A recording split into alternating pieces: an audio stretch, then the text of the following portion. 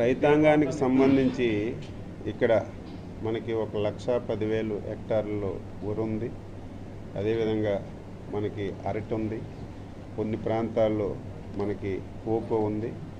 చాలా వరకు మనకి రొయ్యల చెరువులు, చేపల చెరువులు కూడా ఉన్నాయి.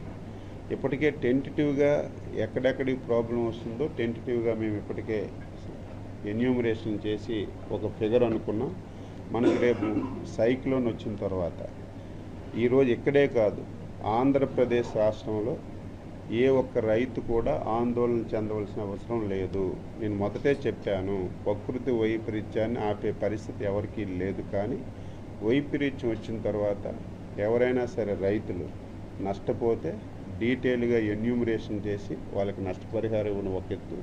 ఇప్పటికే ఆచార్య ఎన్జీ రంగా విశ్వవిద్యాలయంలోని సైంటిస్టులను అందరినీ రెడీ చేశాం. ఎందుకంటే రేపు సైక్లోన్ వచ్చిన తర్వాత కొంత పంటను మనం మళ్ళీ శాస్త్రవేత్తలు సలహాల మేరకు మనం దాన్ని మళ్ళీ తయారు చేసుకునే అవకాశం ఉంది. మళ్ళీ దాన్ని మనం ముందుకు తీసుకొచ్చే అవకాశం ఉంది. కాబట్టి శాస్త్రజ్ఞులను కూడా పెట్టి ఏ రకంగా మనం మళ్ళీ పంటను కాపాడుకోవాలి, ఒకవేళ కాపాడుకోలేకపోతే తప్పనిసరిగా ఈరోజు వరికి కానీ అదేవిధంగా అరటికి కానీ కోకోకి కానీ నష్టపరిహారం కూడా డీటెయిల్గా సర్వే చేసి తప్పనిసరిగా ఇస్తాం. రైతులు ఎవరు ఆందోళన చెందవలసిన అవసరం లేదు.